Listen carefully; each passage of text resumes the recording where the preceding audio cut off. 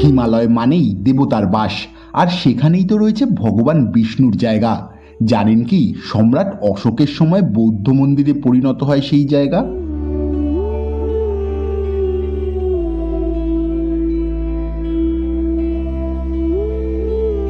দীর্ঘদিন অলকানন্দার জলে সুপ্ত থাকা অবস্থায় থাকার পর ভগবান শ্রীবিষ্ণুর সেই মূর্তি উদ্ধার করেন আদিগুরু শঙ্করাচার্য। তারপর থেকেই চার ধামের এক ধাম হয়ে উঠেছে বদ্রীনাথ।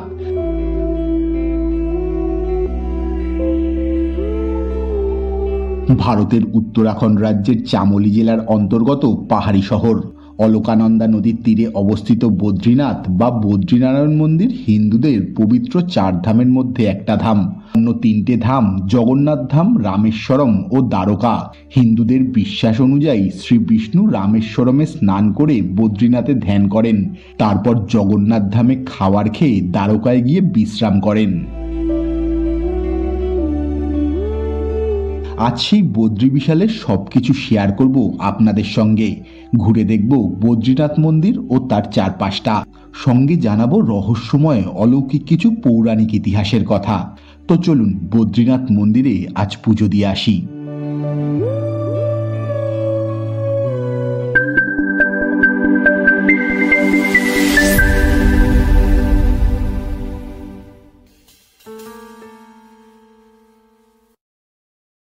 মানাগাঁও ঘুরে বদ্রীনাথ পৌঁছাতে আমাদের সন্ধে হয়ে যায়। আগে থেকে হোটেল বুক করে যায়নি, তাই আগে গিয়ে মন্দিরের পাশে থাকার ব্যবস্থা করলাম। মন্দির চত্বরে প্রচুর হোটেল থাকায় খুব একটা অসুবিধা হয়নি আমাদের। 2400 টাকা দিয়ে 3 বেডের রুম বুক করে নিলাম। বদ্রীনাথে এই হচ্ছে আমাদের room number 204। Double bed room হলেও একটা সোফা কাম বেড দিয়েছে, এটাই সোফা কাম বেড। আর এই হচ্ছে রুম, এই হচ্ছে আমাদের রুম। একেবারে মন্দির থেকে 400 মিটার মোস্ট প্রবাবলি দূরে, খুব 400 মিটার কি তার কম। এই হচ্ছে বাথরুম, এই বাথরুম।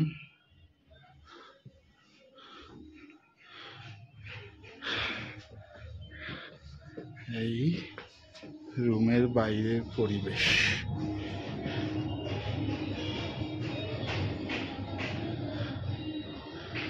দারুণ না রুমটা?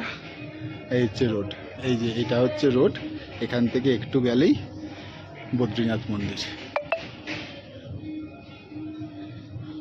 রুমে লাগেজ রেখে একটু ফ্রেশ হয়ে হাঁটা দিলাম মন্দিরের দিকে।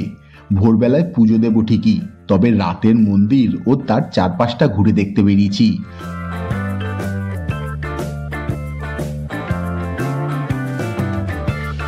হোটেল থেকে 5 মিনিটের হাঁটা পথ। চলুন যেতে থাকি। মন্দির চত্বরের আশপাশটা দেখতে দেখতে এই বদ্রীনাথ মন্দিরের পৌরাণিক ইতিহাসের কথা বলি আপনাদের।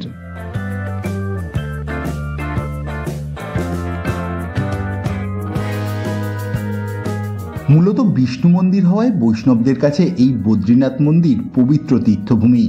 উত্তরাখণ্ডের হিমালয়ে অবস্থিত 7টি হিন্দু মন্দিরের সমন্বয়, যা সুপ্ত বদ্রী নামে পরিচিত। তার মধ্যে অন্যতম প্রধান হল বদ্রীনাথ মন্দির।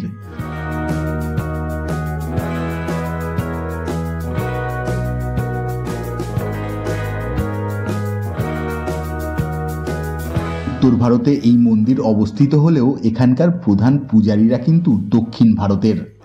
পাহাড়ি শীতল আবহাওয়ার মধ্যে থাকার কারণে এই মন্দির বছরে 6 মাস ভক্তদের জন্য খোলা থাকে। বাকি 6 মাস এই অঞ্চলে তুষারের জন্য মন্দির বন্ধ করে রাখা হয়।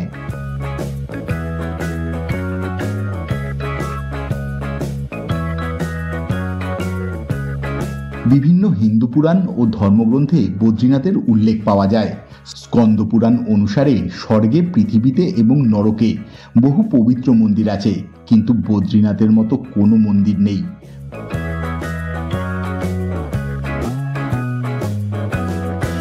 বদ্রীনাথকে ঘিরে বহু চমকপ্রদ কিংবদন্তি প্রচলিত আছে। একটি কিংবদন্তি অনুসারে এখানে ভগবান বিষ্ণু ধ্যানে বসেছিলেন, তবে ধ্যানে বসার সময় এই জায়গার শীতল আবহাওয়া সম্পর্কে তার কোনো ধারণাই ছিল না। বিষ্ণুর স্ত্রী লক্ষ্মী দেবী একটা বদ্রী গাছের রূপ ধারণ করে স্বামীকে এই শীতল আবহাওয়া থেকে রক্ষা করেছিলেন। লক্ষ্মীরূপী সেই বদ্রী গাছ বদ্রী বিশাল নামে পরিচিত। সেই কারণেই ভগবান বিষ্ণু সেই স্থানের নাম রেখেছেন বদ্রিকা আশ্রম এবং তিনি নিজে তখন হলেন বদ্রীনাথ।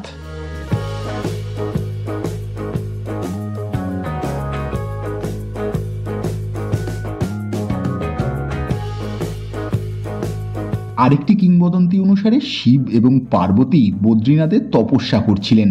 সেই সময় একটি ছোট্ট ছেলের ছদ্মবেশে বিষ্ণু সেখানে এসে উচ্চস্বরে কেঁদে তাদের বিরক্ত করে। পার্বতী তার কান্নার কথা জিজ্ঞাসা করলে তিনি উত্তর দেন যে তিনি ধ্যানের জন্য বদ্রীনাথ চান। শিব এবং পার্বতী ছদ্মবেশী ভগবান বিষ্ণুকে চিনতে পারেন এবং বদ্রীনাথ ছেড়ে কেদারনাথে চলে যান।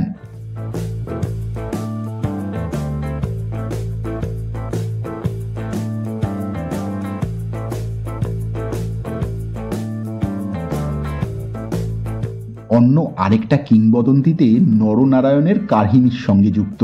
বদ্রীনাথে নর এবং নারায়ণের মন্দির দেখা যায়। শ্রীমদ্ ভগবত অনুসারে এই বদ্রিকা আশ্রমে ভগবান বিষ্ণুর দুই ঋষিভাই নর এবং নারায়ণ অবতার রূপে সমস্ত জীবের কল্যাণের জন্য অনাদিকাল থেকে মহা তপস্যা করছেন।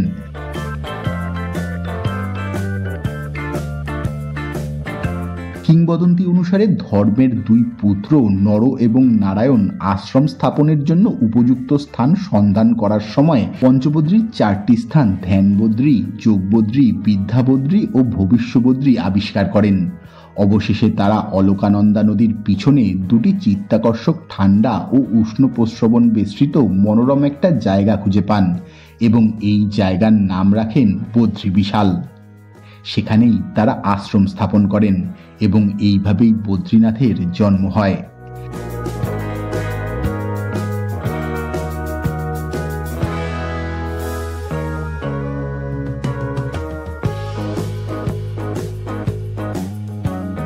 আরেক কিংবদন্তি অনুসারে পাণ্ডবদের স্বর্গ যাওয়ার পথে বদ্রীনাথ এবং বদ্রীনাথ থেকে 4 কিলোমিটার উত্তরে মানা শহরের মধ্যে দিয়ে গিয়েছিলেন। মানাতে বেশ কয়েকটা গুহা রয়েছে, যার মধ্যে ব্যাস গুম্ফা এবং গণেশ গুম্ফা খুব জনপ্রিয়।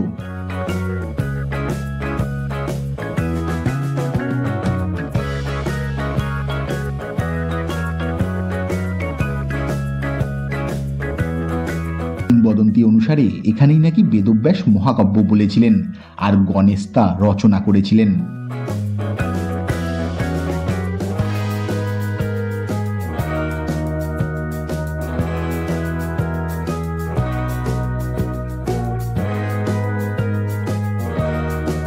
বদ্রীনাথ মন্দির যে অলকানন্দা নদীর তীরে অবস্থিত, সেই অলকানন্দাকে ঘিরেও একটি কিংবদন্তি রয়েছে।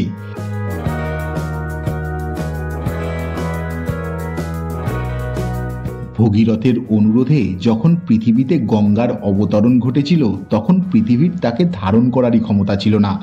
ফলত গঙ্গা 12টা ভাগে বিভক্ত হয়ে যায়, যার একটা হলো এই অলকানন্দা।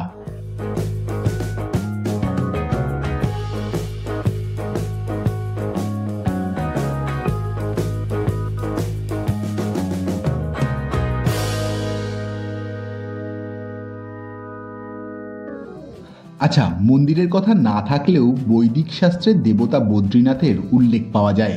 প্রচলিত জনশ্রুতি অনুসারে সম্রাট অশোকের আমলে বৌদ্ধ ধর্মের প্রসারের কারণে এই মন্দির বৌদ্ধ মন্দিরে রূপান্তরিত হয়েছিল, যদিও এর সপক্ষে যথেষ্ট ঐতিহাসিক তথ্য প্রমাণ নেই।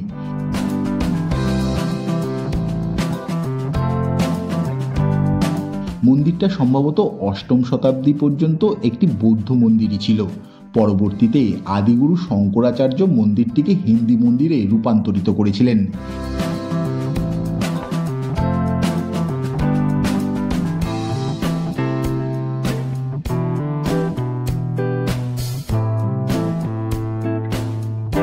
কিংবদন্তি অনুসারে বদ্রীনাথ মন্দিরের স্থানে আগে ছিল একটি বৌদ্ধ মন্দির এবং দেবতারা যে বদ্রীনাথের ভাস্করটি প্রতিষ্ঠা করেছিলেন, বুদ্ধরা অলকানন্দা নদীতে সেই মূর্তি নিক্ষেপ করেছিলেন।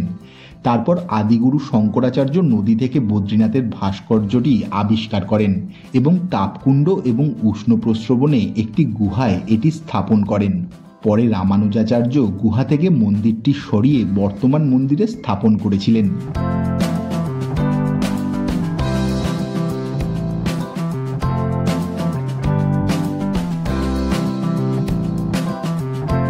মন্দিরের স্থাপত্যের মধ্যেও বৌদ্ধ স্থাপত্যশৈলীর ছাপ সুস্পষ্ট।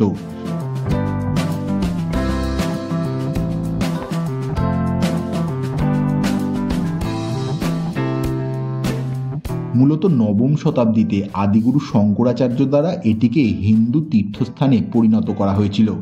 বিশ্বাস করা হয় যে 1814 থেকে 1820 সাল পর্যন্ত আদিগুরু শঙ্করাচার্য এখানে বসবাস করেছিলেন। তিনি 6 মাস বদ্রীনাথে আর বাকি 6 মাস থাকতেন কেদারনাথে।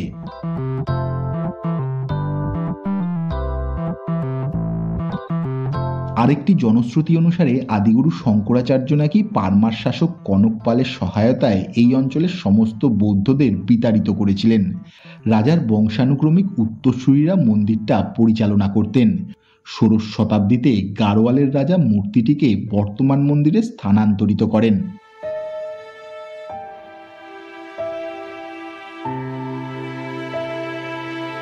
বয়স এবং তুষারধসের জন্য ক্ষতির কারণে মন্দিরের বেশ কয়েকটি বড় সংস্কার করা হয়েছে।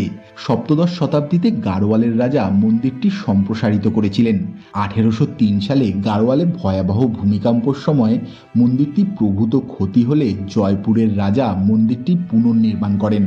আর 1870-এর দশকের শেষের দিকে মন্দিরটির বেশ কিছু সংস্কার করা হয়।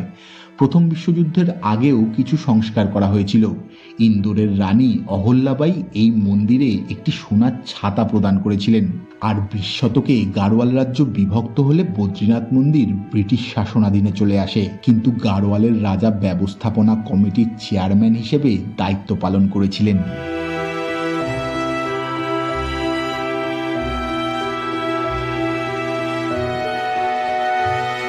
বদ্রীনাথ মন্দিরের স্থাপত্যশৈলী অসাধারণ। মন্দিরটি প্রায় 50 ফুট লম্বা। পাথরের তৈরি সম্মুখভাগে খিলনাযুক্ত জানালা রয়েছে। একটি প্রশস্ত সিঁড়ি বেয়ে খিলনাযুক্ত প্রধান প্রবেশদ্বারের দিকে যেতে হয়। মন্দিরটি মূলত 3টে ভাগে বিভক্ত: গর্ভগৃহ, দর্শন মণ্ডপ অর্থাৎ যেখানে আচার অনুষ্ঠান পালিত হয়, এবং সভা মণ্ডপ অর্থাৎ যেখানে তীর্থযাত্রীরা একত্রিত হন। বদ্রীনাথ মন্দিরের প্রবেশদ্বারে ভগবান বদ্রীনারায়ণের বাহন গারুড় পাখির একটি প্রার্থনারত ভঙ্গিতে মূর্তি রয়েছে। মন্দিরের অভ্যন্তরীণ মণ্ডপের দেয়াল ও স্তম্ভগুলি জটিল ও সূক্ষ্ম কারুকার্যে ভরা। গর্ভগৃহের উপরিভাগে ছোট্ট একটা গম্বুজ এবং সোনার গিলটি করা ছাদ আবৃত। গর্ভগৃহে বদ্রীনারায়ণ ছাড়াও গারুড়, নারদ, উদ্ধব, নরনারায়ণ এবং কুবেরের ছবি রয়েছে। মন্দির চত্বরেই আরও 15টা মূর্তি রয়েছে। মন্দিরের মূল দেবতা ভগবান বদ্রীনারায়ণের কালো পাথরের নির্মিত 1 ফুট উচ্চতার একটা মূর্তি রয়েছে। সেটি একটি বদ্রী গাছের নিচে সোনার ছাউনির মধ্যে অবস্থিত দেখতে পাওয়া যায়। বিগ্রহের 4টি হাত রয়েছে। উপরের হাতের একটিতে রয়েছে শঙ্খ, অপরটিতে রয়েছে চক্র। নিচের 2টি হাত যোগ মুদ্রা ভঙ্গিতে কোলের উপর রাখা। বদ্রীনাথের ডান দিকে রয়েছে উদ্ধব, একেবারে ডান দিকে রয়েছে নর এবং নারায়ণ। সামনের দিকে হাঁটু গেড়ে বসে আছেন নারদ মুনি, বাদিকে হাঁটু গেড়ে বসে আছেন গারুড়, এবং বাম দিকেই কুবের এবং একটি রূপোর গণেশ দেখতে পাওয়া যায়। আচ্ছা, মন্দিরের ভিতরে এই সব দেবতার মূর্তি কালো পাথর দিয়ে নির্মিত।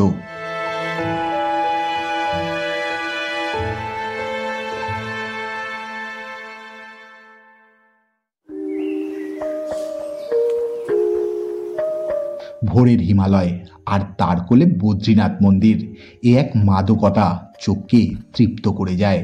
চারিদিকে বিশাল বিশাল পাহাড়ের মধ্যে ধ্যানমগ্ন বিষ্ণু দেবতা।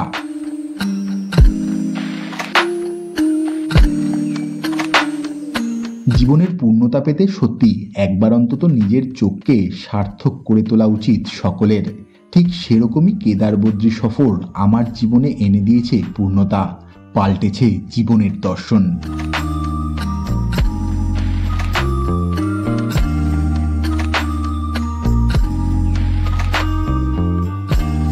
আর সেই সব নিয়েই বদ্রীনাথকে নমস্কার করে বেরিয়ে পড়লাম ফেরার পথে।